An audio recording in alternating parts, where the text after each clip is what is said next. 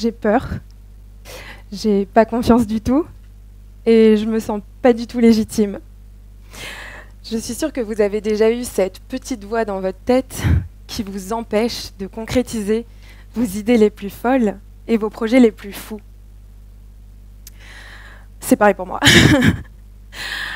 Je n'ai pas du tout confiance et j'en perds complètement mon texte alors que ça fait 30 secondes que je suis là. Donc je vais reprendre. Ces idées sont des peurs totalement immatérielles en fait et pourtant elles ont un impact très concret dans notre vie réelle. Vous venez d'avoir la présentation. En fait, genre, il n'y a pas longtemps, on m'a dit « T'as de la chance, Ariane, d'avoir confiance en toi. Tu n'as pas peur que ça ne marche pas ?» Et c'est vrai qu'en fait, c'est une chose que j'aurais pu dire à quelqu'un qui, du jour au lendemain, se lance un nouveau challenge. Mais quand on me demande si je n'ai pas peur que ça ne marche pas, eh bien j'ai envie de vous dire, j'ai totalement peur. Et à un moment, j'arrête tout et je retourne dans quelque chose que je connais et que je maîtrise. Et ce qui me fait encore plus rire, c'est quand on me dit que j'ai confiance en moi. Parce que, franchement, sur l'échelle, admettons, de 0 à 100, l'échelle de la confiance, je dirais que je suis à moins 1000. Ouais, j'ai pas du tout confiance en moi. Du coup, non, j'ai pas le droit de toucher le micro non plus. Comment se fait-il qu'un jour, je décide de me lancer et de me lancer dans le grand bain et de me mettre à mon compte? En fait, est-ce que la confiance en soi, c'est un bagage qu'on a dès qu'on arrive au monde et soit t'as confiance en toi et c'est super, montagne tu graviras, soit t'as pas du tout confiance en toi et mal barré tu seras comme moi? Ou est-ce que la vie, le parcours, les expériences va faire que tu vas pouvoir la bâtir en toi, cette confiance? Ok, je sais pas. Est-ce que... Enfin, pourquoi un jour, je me suis réveillée, je me suis dit, tiens, je vais me lancer. C'est une super idée. En fait, c'est un parcours qui a vraiment mis beaucoup de temps à être construit. Mais si vraiment aujourd'hui, je devais dire le déclic qui a fait que je me lance, je dirais qu'en fait, ça a été la rencontre. La vie a mis sur mon chemin une personne exceptionnelle qui avait un style de vie totalement différent de la mienne. C'est un entrepreneur. Et moi, autour de moi, j'avais pas du tout ce schéma-là, plutôt schéma classique. Et donc, cet entrepreneur m'a pris sous son aile et on a beaucoup, beaucoup échangé. Et c'est devenu une grande source d'inspiration pour moi. Même un mentor, je dirais. Et c'est comme ça que je me suis lancée. Trop bien! Sauf qu'en fait, non, pas trop bien, parce que c'était très très compliqué. Se jeter comme ça dans le vide, être face à l'inconnu, il n'y a rien de plus inconfortable. Et c'est bloquant. J'ai eu beaucoup de peur, beaucoup de doutes. Et en fait, le début de mon expérience de l'entrepreneuriat a été très long. Remise en cause sur moi, introspection. Et j'avais l'impression de ne pas du tout avancer, en fait. Du coup, j'ai voulu réitérer l'expérience de la rencontre, parce que ça m'avait tellement apporté que je me suis dit qu'il fallait que j'aille chercher à nouveau cette motivation et cette inspiration en allant rencontrer des gens. C'est comme ça que j'ai créé un podcast pour aller à la rencontre des entrepreneurs de Lille, mais surtout des entrepreneuses de La Réunion, pour pouvoir vraiment être inspirée de ce qu'elles font et connaître leur parcours. Et je l'ai vraiment fait dans une volonté pour moi, parce que je savais que ça allait m'apporter énormément. Et comme je me dis que je ne dois pas être la seule à ressentir ça, j'avais envie aussi de le partager pour peut-être des personnes qui, à des moments de leur vie, ont moins confiance et perdent cette motivation.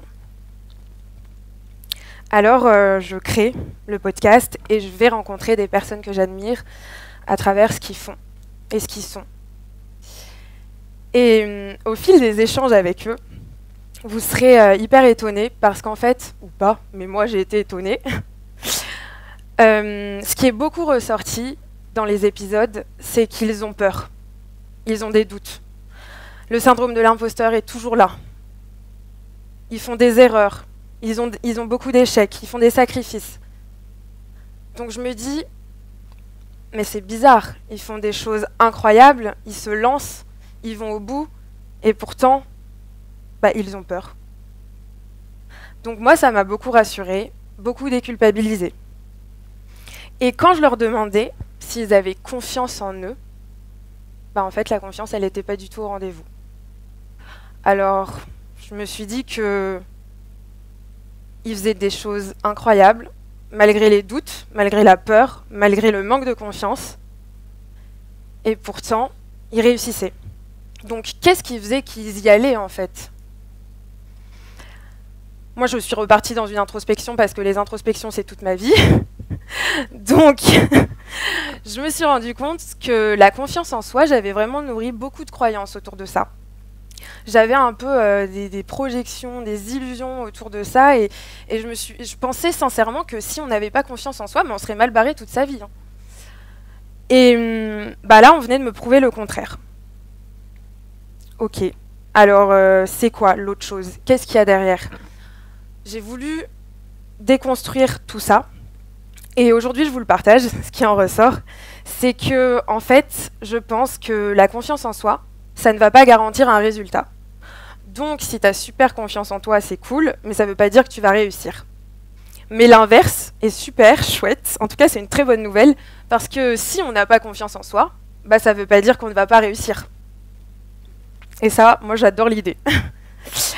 Et ce qui en est ressorti aussi, un point très important, c'est que souvent j'entends « Oui, et je suis la première à le dire, oui, mais j'ai une super idée, j'ai envie de la lancer, mais je manque de confiance en moi, j'ai pas assez confiance, etc., etc. » Mais le problème dans tout ça, c'est que si on l'attend, elle va jamais arriver en fait.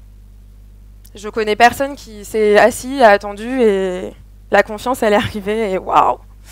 Du coup, je suis désolée de vous l'apprendre, mais je pense que la meilleure façon, c'est de se faire violence. Et ouais, on n'aime pas ça, nous les humains, sortir du cadre et être confronté à ses peurs, comme moi là maintenant.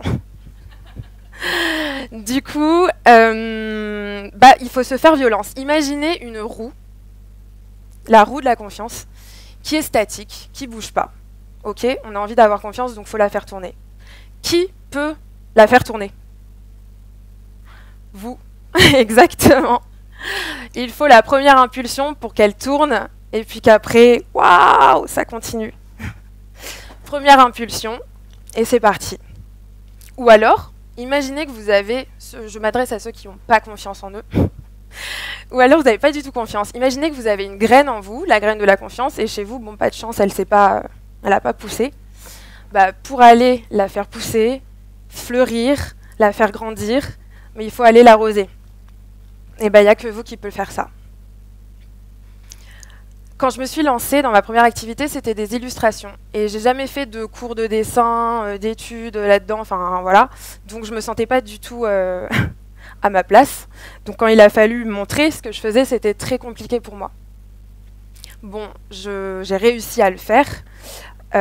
C'était très dur. Et en fait, quelque chose au début qui paraît totalement insurmontable devient naturel. Vraiment, j'ai fait l'expérience, maintenant ça va très bien. Tout ça pour vous dire que j'ai déconstruit et je me suis fait violence. Mais ça ne résout pas le problème de la définition. C'est quoi en fait avoir confiance en soi ? Moi, je voulais trouver une définition qui me parle, qui raconte ce que j'ai vécu, qui résonne en moi.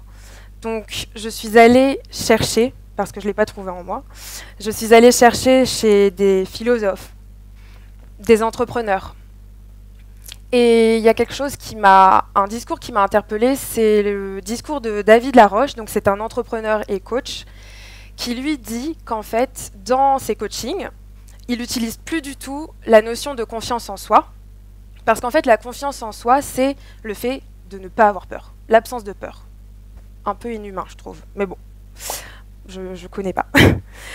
Et par contre, ils préfèrent se baser sur la notion du courage. Ouais, parce que le courage, c'est même si on a peur, bah on y va quand même. Comme moi quand j'ai franchi la porte. Donc, waouh, ok, il y a le courage, j'y avais pas pensé, ça s'éclaire et ça s'illumine dans ma tête, je me dis qu'il y a quelque chose à creuser. Du coup, je continue mes recherches et je tombe sur un livre, il est incroyable, je vous le conseille, c'est le livre de la confiance en soi de Charles Pépin, où il va il va donner plusieurs définitions et visions de ça, de la confiance.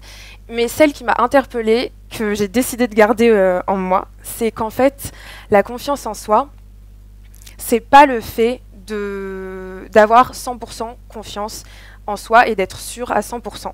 Mais c'est d'avoir le courage d'affronter ses peurs et de trouver justement dans le doute la force de s'élancer.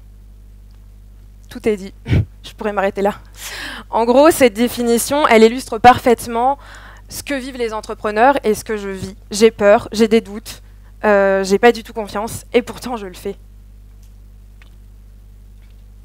Waouh, incroyable. Et je vous dis tout ça parce qu'en fait, je pensais avant que la confiance en soi, c'était l'élément clé à avoir pour créer et faire des choses super dans sa vie. Enfin, en tout cas, répondre à ses envies.